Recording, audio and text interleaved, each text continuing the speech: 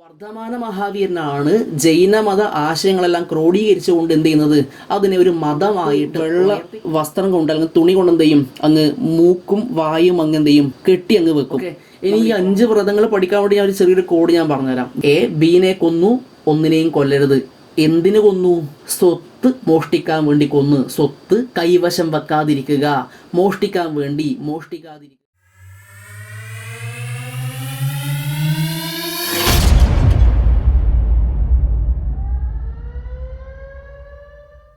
അപ്പോൾ നമ്മൾ കഴിഞ്ഞ ക്ലാസ്സിൽ 1ാമത്തെ ചാപ്റ്റർ കഴിഞ്ഞു. 2ാം ചാപ്റ്റർ എന്ത് ചെയ്യാം, നമുക്കിന്ന് തുടങ്ങാം. ആശയങ്ങളും ആദ്യകാല രാഷ്ട്രങ്ങളും. അപ്പോൾ ഏറ്റവും ആദ്യം തന്നെ നിങ്ങൾക്ക് കാണാൻ പറ്റും, BC 6ാം നൂറ്റാണ്ട് ലോക ചരിത്രത്തിലെ ശ്രദ്ധേയമായിട്ടുള്ള കാലഘട്ടമായിരുന്നു എന്ന് പറഞ്ഞുകൊണ്ട് എന്ത് ചെയ്യുന്നത്, ചാപ്റ്റർ തുടങ്ങുന്നത്. അപ്പോൾ അവിടെ നിന്ന് നമുക്ക് എന്ത് ചെയ്യാം, തുടങ്ങാം. 6ാം നൂറ്റാണ്ട് അല്ലേ, 6th സെഞ്ച്വറി. ലോകത്തിൽ പല ആശയങ്ങളും അല്ലേ, പ്രധാനപ്പെട്ടുള്ള പല ആശയങ്ങളും വളർന്നു വന്ന കാലഘട്ടമായിരുന്നു ഇതെന്ന് 6ാം നൂറ്റാണ്ട്. അതിപ്പം ഗ്രീസിലായാലാവട്ടെ, ചൈനയിലാവട്ടെ, ഇറാനിലാവട്ടെ, ഇന്ത്യയിലും അല്ലേ ഒക്കെ എന്തിട്ടുണ്ട്, പ്രധാന ആശയങ്ങൾ വളർന്നു വന്നിട്ടുണ്ട്. ഇനി ഇന്ത്യയിൽ വളർന്നു വന്ന ആശയമാണ് നമുക്ക് എന്ത് ചെയ്യാനുള്ളത്, പഠിക്കാനുള്ളത്. ഇന്ത്യയിൽ പ്രധാനമായിട്ടും ഈ ഒരു നൂറ്റാണ്ടിൽ 2 ആശയങ്ങൾ മക്കളെ ഉയർന്നു വന്നിട്ടുണ്ട്. ഒന്നാമത്തേത് ജൈന മത ആശയങ്ങളാണ്, രണ്ടാമത്തേത് ബുദ്ധ മതവുമാണെന്നുള്ള കാര്യം മനസ്സിലാക്കി വെക്കുക. ഓക്കെ അല്ലേ. ഈ 2 ആശയങ്ങളാണ് പ്രധാനമായിട്ടും ഇന്ത്യയിൽ ആ സമയത്ത് വളർന്നു വന്നിട്ടുള്ളത്. ഇനി നോക്കിയേ, BC 6ാം നൂറ്റാണ്ടിൽ ഇന്ത്യയിൽ പുതിയ ആശയങ്ങൾ രൂപം കൊണ്ടത് പ്രധാനമായും ഗംഗാതടത്തിലായിരുന്നു എന്നാണ് പറയുന്നത്. ഗംഗാതടം എന്ന് പറയുമ്പോൾ നമ്മൾ ഓൾറെഡി കഴിഞ്ഞ ചാപ്റ്ററിൻ്റെ ഏറ്റവും അവസാനം പഠിച്ച കുറേ കാര്യങ്ങളുണ്ടല്ലോ മക്കളെ. ഇപ്പം ഇത് ഇന്ത്യയാണ് വെറുതെ വിചാരിക്കുക. ഇന്ത്യയിലേക്ക് ആര്യന്മാർ വരുന്നു. ആര്യന്മാർ ഇന്ത്യയുടെ ഈ വടക്ക് പടിഞ്ഞാറൻ പ്രദേശത്ത് അഥവാ സപ്തസൈന്ധവ പ്രദേശത്ത് ആദ്യമായിട്ട് താമസിക്കുന്നു അല്ല. ഈ സമയത്താണ് അവർ ഋഗ്വേദം എഴുതിയിട്ടുള്ളത്. പിന്നീട് അവർ നേരെ ഇങ്ങോട്ടേക്ക് വരുന്നു. ഇതാണ് ഗംഗാതടം എന്ന് പറയുന്നത് അല്ലേ.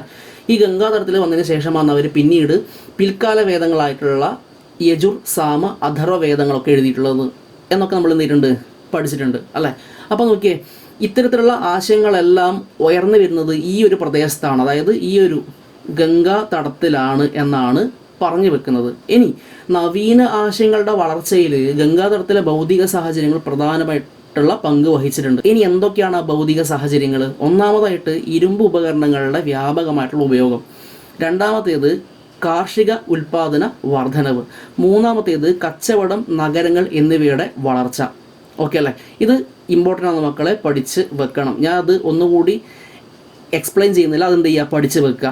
ഇനിയുള്ളതാണ് ശരിക്കുള്ള പോയിന്റുകൾ. നോക്കിയേ, BC 6ാം നൂറ്റാണ്ടോടെ കൃഷിയെയും കന്നുകാലികളെയും ആശ്രയിച്ചുള്ള സാമൂഹിക സാമ്പത്തിക വ്യവസ്ഥ ഗംഗാതടത്തിൽ ഉയർന്നു വന്നു. ഇത് യാഗങ്ങൾക്കും മൃഗബലിക്കും പ്രാമുഖ്യം നൽകിയിരുന്ന വേദകാല ആചാരവുമായിട്ട് പൊരുത്തപ്പെട്ടതായിരുന്നില്ല. യാഗങ്ങളുടെ ഭാഗമായി കന്നുകാലികളെ വ്യാപകമായി ബലി കൊടുക്കുന്നത് അവയെ ആശ്രയിച്ചുള്ള കൃഷിയെ പ്രതികൂലമായി ബാധിച്ചു എന്നാണ് പറയുന്നത്. അപ്പോൾ അവിടെ ഒരുപാട് കാര്യങ്ങൾ പറയണ്ടല്ലേ. ഒന്ന്, യാഗം പറയുന്നുണ്ട് അല്ലേ. ഈ യാഗത്തിൻ്റെ ഭാഗമായിട്ട് നടക്കുന്ന മൃഗബലിനെ കുറിച്ചിട്ട് പറയുന്നുണ്ട്. യാഗങ്ങളാവട്ടെ മൃഗബലികളാവട്ടെ ഇത് എന്തിന് പ്രാധാന്യം കുറച്ചു എന്നാണ് പറഞ്ഞത്, അല്ലെങ്കിൽ എന്തിന് പ്രതികൂലമായിരുന്നു, കൃഷിയെ പ്രതികൂലമായിട്ട് ബാധിച്ചു എന്ന് പറഞ്ഞാൽ കന്നുകാലികളെ വ്യാപകമായിട്ട് ബലി കൊടുക്കുന്ന സമയത്ത് കൃഷി ചെയ്യാൻ എന്താണെന്ന്, ഈ നിലം ഉഴുതു മറിക്കാനൊക്കെ എന്ത് വേണ്ടി വരും, കാളകളും പശുക്കളും ഒക്കെ വേണ്ടി വരും. അപ്പോൾ മൃഗബലി എന്തിനെതിരായിട്ട് മാറി, കൃഷിക്ക് പ്രതികൂലമായിട്ടത് ബാധിക്കാൻ വേണ്ടി തുടങ്ങി. സ്വാഭാവികമായിട്ടും യാഗങ്ങൾ എക്സ്പെൻസീവ് ആകുമ്പോൾ, മൃഗബലി നടക്കുമ്പോൾ സാധാരണക്കാർ എന്തിനെ വെറുക്കാൻ വേണ്ടി തുടങ്ങും, വേദകാല ആചാരങ്ങൾ വെറുക്കാൻ വേണ്ടി തുടങ്ങും. ഇതിൻ്റെ ഭാഗമായിട്ടാണ് മക്കളെ വേദകാല ആചാരങ്ങൾക്ക് നേരെ ഓപ്പോസിറ്റ് നിൽക്കുന്ന ചില ചിന്തകൾ ഇന്ത്യയിൽ കടന്നു വരുന്നത്. അതിൽ ഒന്നാണ് എന്തെന്ന്, ജൈനമതം എന്നുള്ള കാര്യം ആദ്യം മനസ്സിലാക്കി വെക്കുക. ഓക്കെ അല്ലേ. ഇനി ജൈനമതം എന്ന് പറയുമ്പോൾ നമ്മൾ ഏറ്റവും ആദ്യം മനസ്സിലാക്കേണ്ടുന്ന കാര്യം 24 തീർത്ഥങ്കരന്മാരിലൂടെയാണ് ആ ഒരു ആശയം എന്ത് ചെയ്യുന്നത്, ഇന്ത്യയിൽ പ്രചരിക്കുന്നത്. എന്താണ് ഈ തീർത്ഥങ്കരന്മാരെന്ന് പറഞ്ഞാൽ, തീർത്ഥങ്കരന്മാരെന്ന് പറഞ്ഞാൽ മനസ്സിലാക്കി വെക്കുക, മാസ്റ്റേഴ്സ് അല്ലെങ്കിൽ ഗുരുക്കന്മാരാണ്. ഇനി തീർത്ഥങ്കരൻ എന്ന വാക്കിൻ്റെ അർത്ഥം എന്താണ്, സന്യാസത്തിലൂടെ ജ്ഞാനം നേടിയവൻ എന്നാണ് തീർത്ഥങ്കരൻ എന്ന വാക്കിൻ്റെ അർത്ഥം. ഓക്കെ അല്ലേ. 24 തീർത്ഥങ്കരന്മാരെന്ന് നമ്മൾ പറഞ്ഞു. അതിൽ 1ാമത്തെ തീർത്ഥങ്കരനെ പഠിക്കണം, 23ാമത്തെ തീർത്ഥങ്കരൻ്റെ പേര് പഠിക്കണം, 24ാമത്തെ തീർത്ഥങ്കരൻ്റെ പേരും പഠിക്കണം. 24ാമനാണ് ആര്, വർദ്ധമാന മഹാവീരൻ. ഓക്കെ അല്ലേ, വർദ്ധമാന മഹാവീരൻ. Okay, yes. ഇനി ഒന്നാമത്തെ തീർത്ഥങ്കൻ്റെ പേരെന്താണ്? ഋഷഭദേവൻ. ഋഷഭദേവനാണ് ഒന്നാമൻ. 23-ാമൻ പാർശ്വനാഥൻ. ഓക്കെ അല്ലേ? ഇനി വർദ്ധമാന മഹാവീരനാണ് ജൈനമത ആശയങ്ങളെല്ലാം ക്രോഡീകരിച്ചുകൊണ്ട് എന്ത് ചെയ്യുന്നത്, അതിനെ ഒരു മതമായിട്ട് ഉയർത്തിക്കൊണ്ടുവരുന്നു എന്നുള്ള കാര്യം മനസ്സിലാക്കി വെക്കുക. പക്ഷേ മനസ്സിലാക്കേണ്ടുന്ന കാര്യം, വർദ്ധമാന മഹാവീരനെക്കാട്ടിയും എത്രയോ മുന്നേ തന്നെ എന്തുണ്ട്, ആ ആശയങ്ങൾ എവിടെയുണ്ട്? ഇന്ത്യയിലുണ്ട് അല്ലേ? 6-ാം നൂറ്റാണ്ടിലല്ലേ ഈ ഒരു ആശയം ഇന്ത്യയിൽ പ്രചരിക്കാൻ വേണ്ടി തുടങ്ങുന്നത്. ഋഷഭദേവൻ്റെ ഒക്കെ നൂറ്റാണ്ടെന്ന് പറഞ്ഞപ്പോഴാണ് BC 9-ാം നൂറ്റാണ്ടൊക്കെയാണ് എന്ന് പറഞ്ഞാൽ അല്ലേ, നൂറ്റാണ്ടുകൾക്ക് മുമ്പ് തന്നെ എന്തുണ്ട്, ഈ ഒരു ആശയം ഇവിടെ ഉണ്ട് എന്നുള്ള കാര്യം മനസ്സിലാക്കുക. ഓക്കെ, ഇനി വർദ്ധമാന മഹാവീരൻ നോക്കാലോ. വർദ്ധമാന മഹാവീരൻ എവിടെ ജനിച്ചു? ബീഹാറിൽ ജനിച്ചു അല്ലേ? ബീഹാറിൽ എവിടെ ജനിച്ചു? വൈശാലിക്കടുത്തുള്ള കുന്തല ഗ്രാമം. ഓക്കെ, വൈശാലിക്കടുത്തുള്ള കുന്തല ഗ്രാമത്തിലാണ് ആര് ജനിക്കുന്നത്? കുന്തല ഗ്രാമം. ഇവിടെയാണ് അദ്ദേഹം ജനിക്കുന്നത് എന്നുള്ള കാര്യം മനസ്സിലാക്കി വെക്കാം. ഓക്കെ അല്ലേ? ഇനി നമ്മൾ വീണ്ടും ഇതേ സാധനം അവിടെ ഒന്നുകൂടി ആവർത്തിക്കുന്നുണ്ട്. എവിടെ ജനിച്ചു? വൈശാലി ജനിച്ചു, കുന്തല ഗ്രാമത്തിൽ അല്ലേ? മഹാവീരൻ എന്നും ജിനൻ എന്നും അറിയപ്പെട്ടു. വർദ്ധമാന മഹാവീരൻ എന്നും ജിനൻ എന്നും അറിയപ്പെട്ടു. ജിനൻ എന്ന് പറഞ്ഞാൽ ജയിച്ചവൻ എന്നാണ് അർത്ഥം. പഠിക്കണ്ട, നിങ്ങളുടെ മനസ്സിലുണ്ടായാൽ മതി. പിന്നെയോ അദ്ദേഹം നിർവ്വാണം പ്രാപിച്ചത് എവിടെ വെച്ചിട്ട്?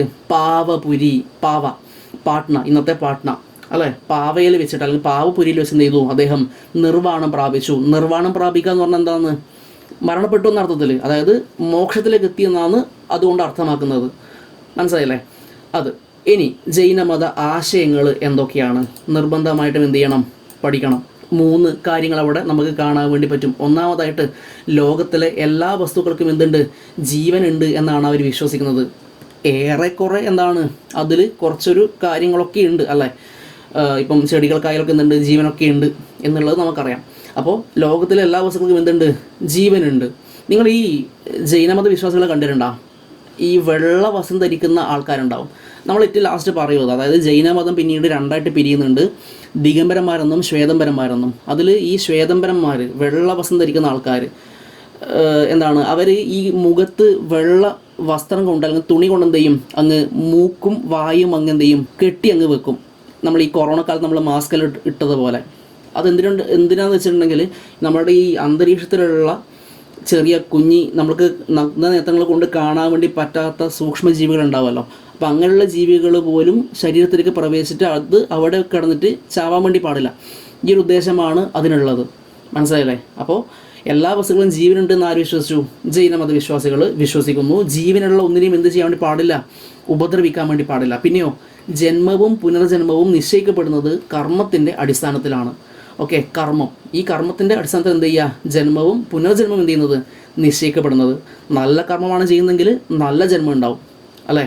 ഇനി മോശം കർമ്മമാണെങ്കിലോ മോശം ജന്മമായിരിക്കും ഉണ്ടാവുക.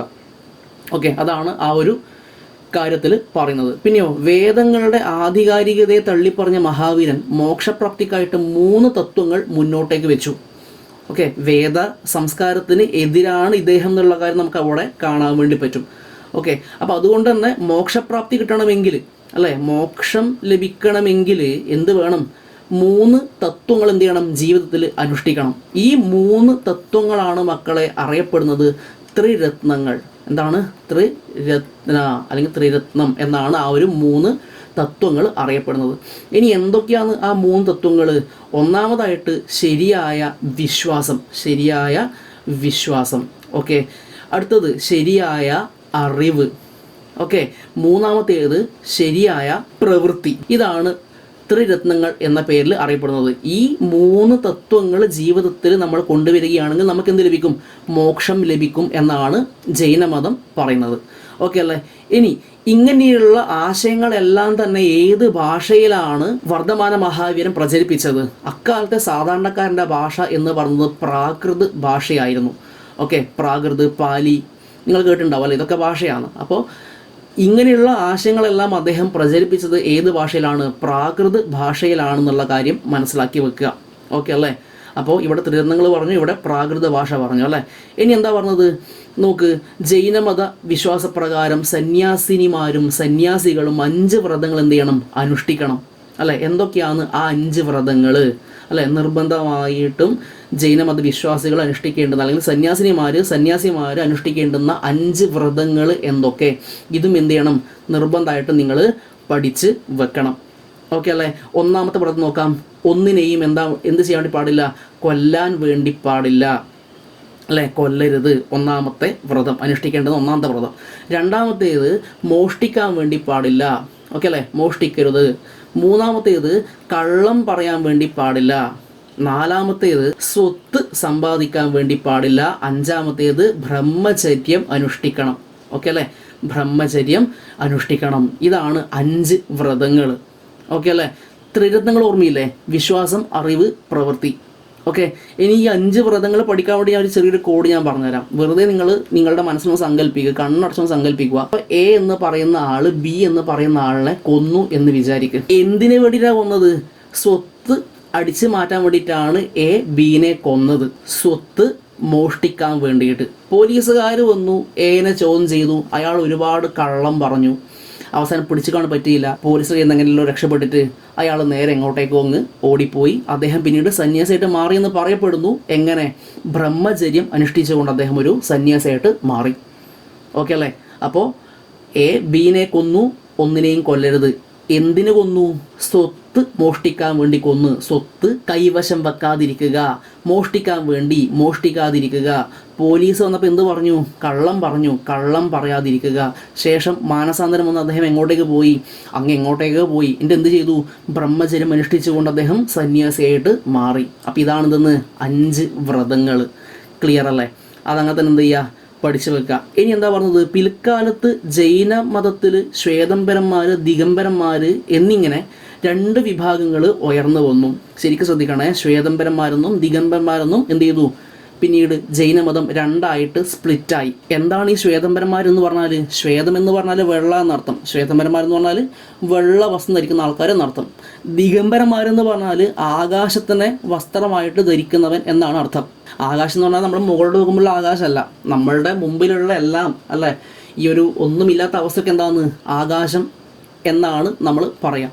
അപ്പോൾ ദിഗംബരന്മാരെന്ന് പറഞ്ഞാൽ ആകാശത്തിനെ വസ്ത്രമായി ധരിക്കുക എന്ന് പറഞ്ഞാൽ ഒന്നും ധരിക്കാത്ത ആൾക്കാർ, ഫുൾ നേക്കഡായിട്ട് എന്ത് ചെയ്യുക, നിൽക്കുക. അതാണ് എന്തെന്ന് ദിഗംബരൻ എന്നതിൻ്റെ അർത്ഥം. പോലെയാണ് മക്കൾ നമുക്ക് അവിടെ പറയാനുള്ളത്.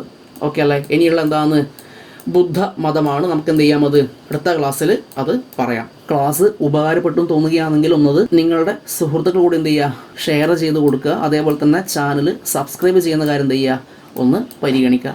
ഓക്കെ.